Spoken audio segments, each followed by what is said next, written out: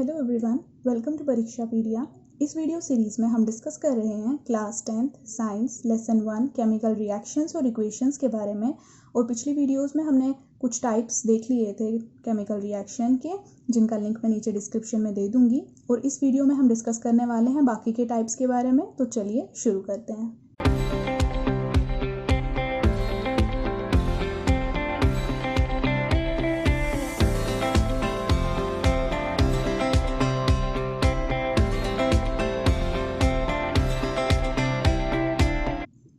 सबसे पहले है न्यूट्रलाइजेशन रिएक्शन।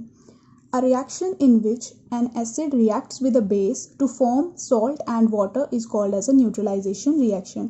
न्यूट्रलाइजेशन रिएक्शन क्या है? एक ऐसी रिएक्शन जहाँ पर कि एसिड और बेस जो है वो आपस में रिएक्ट करके हमें क्या प्रोडक्ट्स देते हैं? सॉल्ट और वाटर। अब एसिड्स और बेसिस क्या हैं, उनकी प्रॉपर्टीज़ क्या होती है, वो हम आगे के यूनिट्स में कवर कर लेंगे। पर अभी आपको ये पता होना ज़रूरी है कि न्यूट्रलाइजेशन रिएक्शन में होता क्या है। एक एसिड जो है वो कंबाइन करता है बेस के साथ और हमें एंड प्रोडक्ट्स क्या मिलते हैं? सॉल्ट और वाटर। इसकी एक एग्जांपल देख लेते हैं। पोटेशियम हाइड्रोक्साइड जो कि एक बेस है, कंबाइन कर रही है हाइड्रोक्लोरिक एसिड के साथ जो कि एसिड है, और हमें एंड प्रोडक्ट्स क्या मिलते हैं? पोटेशियम क्लोराइड और वाटर। सेम सॉल्ट और वाटर। ठीक है।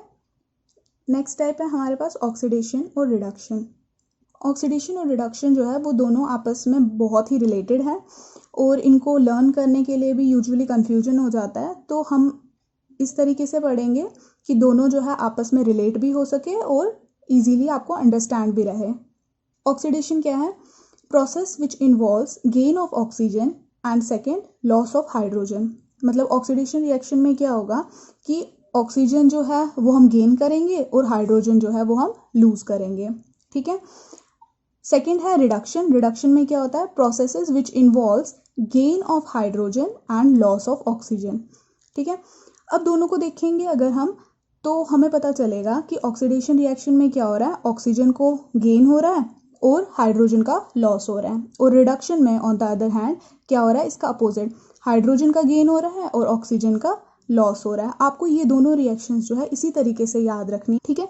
तो अब देखो रिएक्शन कैसे हो रही है। जैसे एग्जांपल लेते हैं हम एक ऑक्सीडेशन की। कार्बन जो है वो ऑक्सीजन की प्रेजेंस में बर्न होगा अगर, तो हमें क्या देगा? Carbon dioxide. ठीक है। That is carbon is oxidize to carbon dioxide. अब यहाँ पे हो क्या रहा है? कार्बन था एक एलिमेंट, उसने क्या गेन किया? ऑक्सीजन, और हमें क्या दिया? Carbon dioxide. ठीक है। तो यहाँ पर गेन ऑफ ऑक्सीजन हो रहा है, तो मतलब ये ऑक्सीडेशन रिएक्शन है। सिमिलरली अगर हमारे पास ऑक्सीजन जो है वो लूज हो जाएगा तो वो कौन सी रिएक्शन बनेगी? रिडक्शन। देखते हैं एग्जाम्पल। कॉपर ऑक्साइड किसके साथ रिएक्ट कर रहा है? कार्बन के साथ, और वो हमें क्या दे रहा है? एंड प्रोडक्ट्स कॉपर और कार्बन मोनोऑक्साइड। ठीक है। तो मतलब कॉपर ऑक्साइड जो है वो रिड्यूस हो रहा है किसमें? कॉपर में। अब यहाँ पे ऑक्सीजन था पहले कॉपर के साथ, और वो यहाँ पर रिड्यूस होकर क्या दिया इसने? कॉपर खाली। तो मतलब यहाँ पे क्या हुआ? ऑक्सीजन का लॉस हुआ, रिमूवल हुआ। तो इसीलिए ये रिएक्शन कौन सी है? रिडक्शन। तो दोनों रिएक्शंस को अगर हम देख रहे हैं तो हमें ये पता चल रहा है कि एक रिएक्शन में क्या होगा? ऑक्सीजन जो है गेन होगा, ऑक्सी मतलब ऑक्सीजन का गेन होगा, और रिडक्शन मतलब ऑक्सीजन का लॉस होगा। तो अगर आपको एक भी पॉइंट इसमें से याद रहता है तो आप दूसरा जो है वो इजीली जो है याद रख पाओगे। सिर्फ इतना याद रखना है आपने कि ऑक्सीडेशन में ऑक्सीजन का गेन होगा और रिडक्शन में ऑक्सीजन का लॉस होगा। दूसरा पॉइंट जो है वो कॉरस्पॉन्डिंगली अपोजिट में आपको याद रह जाएगा। ठीक है। अब कुछ और भी रिएक्शंस है जो इन दोनों रिएक्शंस पर ही बेस्ड है, वो हम आगे देखते हैं। रिडॉक्स, जैसे कि वर्ड बोल रहा है, red means reduction and ox means oxidation. तो रिडॉक्स रिएक्शन जो है वो किन दो रिएक्शन से बनी है? यही जो ऊपर हमने रिएक्शंस देखी, दोनों रिएक्शंस को लेकर ही रिडॉक्स रिएक्शन जो है वो बनी है। मतलब रिडॉक्स रिएक्शन में क्या होगा? ऑक्सीडेशन और रिडक्शन दोनों एक साथ होगी। इसको एक एग्जाम्पल से समझते हैं हम। जैसे हमने एग्जाम्पल लिया जिंक ऑक्साइड की। जिंक ऑक्साइड जो है वो किसके साथ रिएक्ट कर रहा है? कार्बन के साथ, और हमें क्या दे रहा है? जिंक और carbon monoxide as an end product. ठीक है। अब दोनों को देखो, यहाँ पे जिंक ऑक्साइड है, मतलब ऑक्सीजन इसके साथ प्रेजेंट है। अब जिंक ऑक्साइड को अगर हम देखें तो वो किस में रिड्यूस हुआ है? यहाँ पे जिंक में। मतलब इसने अपना ऑक्सीजन जो है वो रिमूव कर दिया। अगर ऑक्सीजन रिमूव हो जाएगा तो मतलब वो कौन सी रिएक्शन होती है? रिडक्शन। तो यहाँ पर आपके पास रिडक्शन रिएक्शन आ गई। ठीक है। अब यहाँ पर कार्बन को देखें हम, तो कार्बन ने यहाँ पे क्या गेन किया है, कार्बन मोनोऑक्साइड, मतलब उसने ऑक्सीजन को ऐड किया है, उसने ऑक्सीजन को गेन किया है। तो यहाँ पे कौन सी रिएक्शन हुई, ऑक्सीडेशन। प्रोडक्ट्स और रिएक्टेंट्स को देखकर पता चल रहा है कि यहाँ पे ऑक्सीडेशन और रिडक्शन दोनों रिएक्शंस हो गई हैं। और ऐसी रिएक्शंस जहाँ पे कि ऑक्सीडेशन और रिडक्शन दोनों होती हैं, उन रिएक्शंस को आप क्या बोलते हो, रिडॉक्स रिएक्शंस। ठीक है, अब इन्हीं ऊपर की टर्मिनोलॉजीज को लेकर हमारे पास कुछ कंसेप्ट्स है जो फर्दर मॉडिफाइड है। क्या है वो हम देखते हैं। Oxidizing agents and reducing agents. ठीक है, अब इसके लिए डेफिनेशंस वगैरह पढ़ने से अच्छा है कि आप एक ट्रिक इजीली याद रखें, जिससे आपको इजीली कंफ्यूजन नहीं रहेगा कि oxidation, reduction, oxidizing agents, reducing agents क्या हैं। ठीक है, आप बस ये याद रखो कि ऑक्सीडेशन हमने देखा कि ऑक्सीडेशन में क्या हो रहा था, गेन हो रहा था किसका, ऑक्सीजन का। ठीक है, और रिडक्शन में क्या हो रहा था, लॉस हो रहा था किसका, ऑक्सीजन का। तो अब जो ये ऑक्सीडाइजिंग और रिड्यूसिंग एजेंट्स है, इनका ये ट्रिक याद रखो कि अगर ऑक्सीडेशन हो रहा है तो मतलब ये रिड्यूसिंग एजेंट है, और अगर रिडक्शन हो रहा है तो इसका अपोजिट क्या आएगा कि ये ऑक्सीडाइजिंग एजेंट्स है। ठीक है, वही लिखा है डेफिनेशन में भी कि ऑक्सीडाइजिंग एजेंट क्या है, a substance which gives oxygen, पहला, और दूसरा विच गेन्स हाइड्रोजन, मतलब वो ऑक्सीजन को लूज कर रहा है और हाइड्रोजन को गेन कर रहा है। तो कौन ऑक्सीजन को लूज करता है और हाइड्रोजन को गेन करता है, हमने ऊपर ही देखा। रिडक्शन रिएक्शन में ऐसा होता है कि जहाँ पे कि ऑक्सीजन जो है वो हम लॉस करते हैं और हाइड्रोजन जो है वो गेन करता है। और सिमिलरली वो सब्सटेंसेस जहाँ पर ऑक्सीडेशन हो रही है उनको आप क्या बोलोगे, रिड्यूसिंग एजेंट। उनकी भी डेफिनेशन हम देखते हैं। रिड्यूसिंग एजेंट क्या है, वो सब्सटेंस जहाँ पे कि हाइड्रोजन दिया जा रहा है, मतलब लॉस ऑफ हाइड्रोजन हो रहा है, और सिमिलरली गेन ऑफ ऑक्सीजन हो रहा है। और ये कहाँ पर होता था, जहाँ पे कि हम ऑक्सीजन को गेन करते थे और हाइड्रोजन को लूज करते थे, ये कहाँ पर होता था, ऑक्सीडेशन में, है ना। तो ऑक्सीडेशन में होता था। तो हम बोल सकते हैं कि substances which undergoes oxidation are called as the reducing agents. ठीक है, तो मतलब यही ट्रिक थी कि जहाँ पर भी ऑक्सीडेशन हो रहा है वहाँ पर रिड्यूसिंग एजेंट आए, और जहाँ पे भी रिडक्शन हो रहा है उसको आप बोलोगे कि ऑक्सीडाइजिंग एजेंट है। ठीक है, तो यूजुअली यहीं पर कंफ्यूजन होता है, जहाँ पे पता नहीं चलता कि ऑक्सीडेशन को कैसे याद रखे, रिडक्शन को कैसे याद रखे, और रिड्यूसिंग और ऑक्सीडाइजिंग एजेंट्स क्या है। तो सिंपल वे में बस ये ट्रिक आप याद रख सकते हो कि ऑक्सीडेशन में क्या होता है कि आपके ऑक्सीजन जो है वो गेन होता है, ऑक्स मतलब ऑक्सीजन का गेन होगा, और रिडक्शन में ऑक्सीजन का लॉस होगा। सिमिलरली जो ऑल्टरनेट होगा हाइड्रोजन, यहाँ पर हाइड्रोजन जो है वो लॉस होगा ऑक्सीडेशन में, और रिडक्शन में हाइड्रोजन जो है वो गेन होगा। तो मतलब क्या है, जैसे ऑक्सीडेशन है तो वहाँ पे क्या होगा, रिड्यूसिंग एजेंट होगा, और रिडक्शन जहाँ पर हो रही है वहाँ पे ऑक्सीडाइजिंग एजेंट होगा। तो इसकी कुछ एग्जाम्पल्स है वो हम देख लेते हैं। जैसे ये है एग्जाम्पल, जिंक ऑक्साइड, जैसे हमने पीछे ही एग्जाम्पल देखी थी। जिंक ऑक्साइड जो है वो किसके साथ रिएक्ट कर रहा है, कार्बन के साथ, और बना रहा है जिंक और कार्बन मोनोऑक्साइड। ठीक है, तो अब यहाँ पे जिंक ऑक्साइड जो है वो प्रोडक्ट में हमें क्या दे रहा है, जिंक। तो मतलब यहाँ पर इसने ऑक्सीजन को जो है वो रिमूव कर दिया, है ना, ऑक्सीजन को रिमूव कर दिया। तो मतलब क्या हुई, रिडक्शन हुई, और रिडक्शन क्या होता है, ऑक्सीडाइजिंग एजेंट। ठीक है, फिर उसी तरीके से कार्बन जो है उसने यहाँ पे क्या किया है, ऑक्सीजन को गेन किया है, मतलब यहाँ पर ऑक्सीडेशन हुई है। और वो सब्सटेंस जो ऑक्सीडेशन करता है, जहाँ पर ऑक्सीडेशन होती है, उसको आप क्या बोलते हो, रिड्यूसिंग एजेंट। ठीक है, नेक्स्ट देखते हैं एग्जाम्पल। हाइड्रोजन सल्फाइड जो है वो क्लोरीन के साथ रिएक्ट करके क्या दे रहा है, हाइड्रोजन क्लोराइड और सल्फर। अब यहाँ पे देखो हाइड्रोजन सल्फाइड था, उसने प्रोडक्ट में क्या दिया, सिर्फ सल्फर, मतलब हाइड्रोजन जो है वो रिमूव हो गया, है ना। हाइड्रोजन रिमूव किस में होता है, ऑक्सीडेशन में। अगर ऑक्सीडेशन में हाइड्रोजन रिमूव हो गया है तो ये सब्सटेंस क्या है, रिड्यूसिंग एजेंट है। ठीक है, सिमिलरली क्लोरीन जो था उसने प्रोडक्ट साइड में हमें क्या दिया, हाइड्रोजन क्लोराइड, मतलब इसने हाइड्रोजन को ऐड किया है। अगर इसने हाइड्रोजन को ऐड किया है तो यहाँ पे क्या हुआ है, रिडक्शन हुई है, और ये कौन सा सब्सटेंस है, ऑक्सीडाइजिंग एजेंट। ठीक है, तो ये था ओवरऑल आपके पास कि ऑक्सीडेशन क्या है, रिडक्शन क्या है, और ऑक्सीडाइजिंग और रिड्यूसिंग एजेंट्स क्या है। इस ट्रिक के थ्रू आप इजीली इस चीज़ को अंडरस्टैंड कर सकते हो। अब नेक्स्ट टॉपिक हमारे पास आ जाता है कोरोजन और रैंसिडिटी का। वो क्या है उसके बारे में हम देख लेते हैं। Effects of oxidation reactions in everyday life. अब इस ऑक्सीडेशन रिएक्शन की वजह से हमारे पास क्या क्या चेंजेस जो है वो हमें देखने को मिलती है अपनी डेली लाइफ में। उसमें दो चीज़ें आती है। पहला हम देख लेते हैं कोरोजन।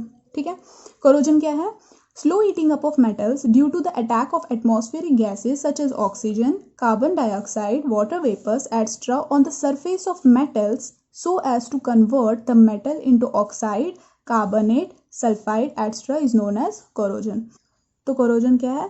जब भी आपकी जो मेटल्स हैं वो किसके कांटेक्ट में आती है, एटमॉस्फेरिक गैसेस की कांटेक्ट में आती हैं. वो एटमॉस्फेरिक गैसेस कुछ भी हो सकती है, जैसे ऑक्सीजन हो गया, कार्बन डाइऑक्साइड हो गया, वाटर वेपर्स हो गया, कुछ भी. जब वो उनके डायरेक्ट कांटेक्ट में आती है तो उसकी वजह से क्या होता है, ये मेटल्स जो होते हैं ये किस में कन्वर्ट हो जाते हैं, ऑक्साइड्स में, मतलब मेटल ऑक्साइड्स. ठीक है, मेटल ऑक्साइड्स भी हो सकते हैं, कार्बोनेट्स हो सकते हैं, सल्फाइड्स हो सकते हैं, किसी भी फॉर्म में जब वो कन्वर्ट हो जाते हैं तो उसे आप क्या बोलते हो, कोरोजन. तो मतलब हम बोल सकते हैं कि कोरोजन क्या है, slowly eating up of metals, मतलब मेटल्स जो है वो ईट अप होते जा रहे हैं बिकॉज ऑफ द रिएक्शन, जो कि ये ऑक्साइड्स, कार्बोनेट, सल्फाइड्स बन रहे हैं इनकी वजह से. तो इस टर्म को आप क्या बोलते हो, कोरोजन. अब यूजुअली हम कोरोजन कहाँ पर देखते हैं, वो देखते हैं इसके एग्जाम्पल.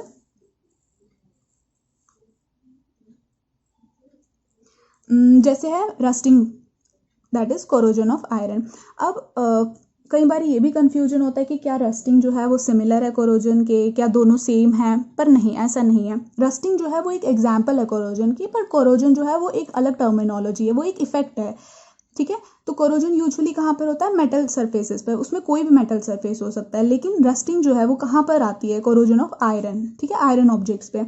ये आपने यूजुअली भी देखा होगा, कोई भी आपका आयरन ऑब्जेक्ट जो है जब भी वो एटमॉस्फेरिक गैसेस की प्रेजेंस में आता है, मतलब अगर आप उसको मॉइस्चर के कांटेक्ट में भी वो आ जाता है तो उस पर एक रेडिश ब्राउनिश एक लेयर जो है वो बन जाती है, वो क्या है, उसी को आप रस्ट बोलते हो. ठीक है, इसको एक रिएक्शन के थ्रू अगर हम देखें तो आयरन जो है जब वो ऑक्सीजन या मॉइस्चर की प्रेजेंस में आता है, तो अब ये दोनों चीज़ उसको कहाँ से मिल रही है, मॉइस्ट एयर से मिल रही है. ठीक है, आयरन जब मॉइस्ट एयर के कांटेक्ट में आता है तो वो हमें क्या देता है, रस्ट, जिसको आप क्या बोलते हो, हाइड्रेटेड फेरिक ऑक्साइड, ये उसका फॉर्मूला है. ठीक है, Fe2O3xH2O. ठीक है, हम किस तरीके से इन आयरन ऑब्जेक्ट्स को या किसी भी मेटल सरफेसेस को प्रोटेक्ट कर सकते हैं, उसके भी हम कुछ, हमारे पास कुछ मेथड्स हैं जिन्हें हम देखते हैं. Methods for prevention. पहला क्या है, पेंटिंग. तो हम यूजुअली क्या करते हैं कि जैसे हमारे कोई भी मेटल सरफेसेस होंगे उनको हम टाइम टू टाइम पेंट करते हैं. ये पेंट हम क्यों करते हैं, सो दैट कि जो वो मेटल है वो डायरेक्टली एटमॉस्फेरिक गैसेस के कांटेक्ट में ना आए और जिसकी वजह से कोरोजन या रस्टिंग उस पर ना हो. ठीक है, ये पहला मेथड है जिससे हम प्रिवेंट कर सकते हैं कोरोजन को. सेकेंड है greasing and oiling. Greasing and oiling हमने देखा होगा, इसमें क्या है कि जैसे यूजुअली आपने देखा होगा साइकिल की जो चेन है उस पर कुछ टाइम बाद क्या होता है, रस्ट चढ़ जाती है, और उस रस्ट के चढ़ जाने के बाद वो बिल्कुल उसमें मतलब मूव नहीं कर पाती है वो, है ना. तो आप क्या करते हो, उसमें लुब्रिकेंट डाल देते हो या ग्रीसिंग कर लेते हो उसकी, है ना. तो उसकी वजह से क्या होता है, वो फ्री हो जाती है और वो इजीली चलने लगती है ना. आप इजीली साइकिल को मूव कर पाते हो.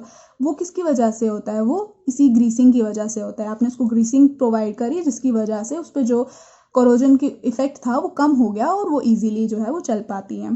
ठीक है, थर्ड मेथड है गैल्वेनाइजेशन. गैल्वेनाइजेशन क्या होता है, coating the surface of iron objects with a thin layer of zinc. इस मेथड में क्या होता है कि आप जो भी आपके आयरन के ऑब्जेक्ट्स होंगे आप उनको कोट करते हो with a thin layer of zinc. तो ये कुछ मेथड्स है जिनके थ्रू आप जो कोरोजन है उसका इफेक्ट जो है वो कम कर सकते हो. ठीक है, अब नेक्स्ट है हमारे पास इफेक्ट रैंसिडिटी. तो रैंसिडिटी क्या है, ऑक्सीडेशन ऑफ ऑयल्स और fats in food result into a bad smell और a bad taste, it is called as a rancidity. अब इसे समझते हैं एक एग्जाम्पल से कि जैसे हम घर पे खाना बना हो, तो घर पे जो खाना बनता है उसे अगर हम एक दिन के लिए भी समर्स में बाहर रख देते हैं तो उसमें से बैड स्मेल आ जाती है या वो खाना ख़राब हो जाता है. तो वो क्यों होता है, because of the oxidation of fats और ऑयल्स इन द फूड, है ना, उसी वजह से होता है वो. तो अगर हम देखें ध्यान से तो जो हमने कोरोजन पढ़ा और हम जो अभी रैंसिडिटी देख रहे हैं उसमें कुछ ज़्यादा फर्क नहीं है. बस ये है कि कोरोजन जो है वो मेटल सरफेसेस के रिलेटेड है और ये जो है रैंसिडिटी ये हमारा फूड जो है उसके रिलेटेड है, ऑयल और फैट्स के रिलेटेड है ना. तो कोरोजन में क्या होता था कि यही जो आपका मेटल सरफेस था वो मॉइस्चर के कांटेक्ट में आता था, और यहाँ पे भी सिमिलर फूड है वो किसकी कांटेक्ट में आ रहा है, आपका मॉइस्ट एयर के कांटेक्ट में, उसकी वजह से वो खाना ख़राब हो जाता है. तो हम इसको प्रिवेंट कैसे कर सकते हैं, कई सारे मेथड्स हैं. जैसे यूजुअली आपने देखा होगा कि जो भी आपका पैक्ड फूड होता है वो कभी ख़राब नहीं होता, मतलब चाहे आप उसको कितने भी टाइम तक रखो वो ख़राब नहीं होगा. उसमें क्या होता है ऐसा, उसमें उन्होंने प्रिजर्वेटिव्स मिलाए होते हैं। जैसे चिप्स आपने देखे होंगे, उसका पैकेट जो है वो नाइट्रोजन गैस से फिल होता है ना, तो उसकी वजह से जो उसमें चिप्स होते हैं वो ख़राब नहीं होते हैं, वो आप कितने भी टाइम तक रखो वो चल जाते हैं। बट एज सून एज उसमें हल्का सा भी एयर जो है वो चला जाता है, वो टेस्टलेस हो जाता है, उसमें टेस्ट नहीं रहता। तो इसी इफेक्ट को आप रैंसिडिटी बोलते हो। और आप इसको प्रिवेंट कैसे करते हो, यही एंटीऑक्सीडेंट्स ऐड किए जाते हैं, वैक्यूम पैकिंग की जाती है ना, साथ में नाइट्रोजन गैस डाली जाती है, एयर को जो है उसको रिप्लेस किया जाता है बाय नाइट्रोजन। और रेफ्रिजरेशन ऑफ फूड स्टफ, मतलब खाना जो है वो रेफ्रिजरेट किया जाता है। ये सारे जो है ये हमारे पास मेथड्स है जिनके थ्रू आप रैंसिडिटी को प्रिवेंट कर सकते हो। तो ये हमारा लास्ट टॉपिक था इस चैप्टर का, केमिकल रिएक्शंस और इक्वेशंस का। एंड आई होप कि आपको ये चैप्टर अच्छे से समझ आ गया होगा। अगर आपको कोई भी डाउट है इस चैप्टर के रिलेटेड तो आप कमेंट सेक्शन में हमें बता सकते हैं। और साथ ही मैं इस चैप्टर के रिलेटेड कुछ इंपॉर्टेंट MCQs जो है मैं PDF की फॉर्म में नीचे डिस्क्रिप्शन में दे दूँगी, जिसको आप प्रैक्टिस कर सकते हो, एज एन असाइनमेंट इसको ले सकते हो और इससे प्रैक्टिस करके अपनी नॉलेज जो है वो चेक कर सकते हो कि आपको कितना जो है चैप्टर वो समझ आया। इससे आपकी प्रैक्टिस हो जाएगी। तो नेक्स्ट वीडियो में हम नेक्स्ट चैप्टर पढ़ेंगे। तब तक के लिए thank you and keep supporting.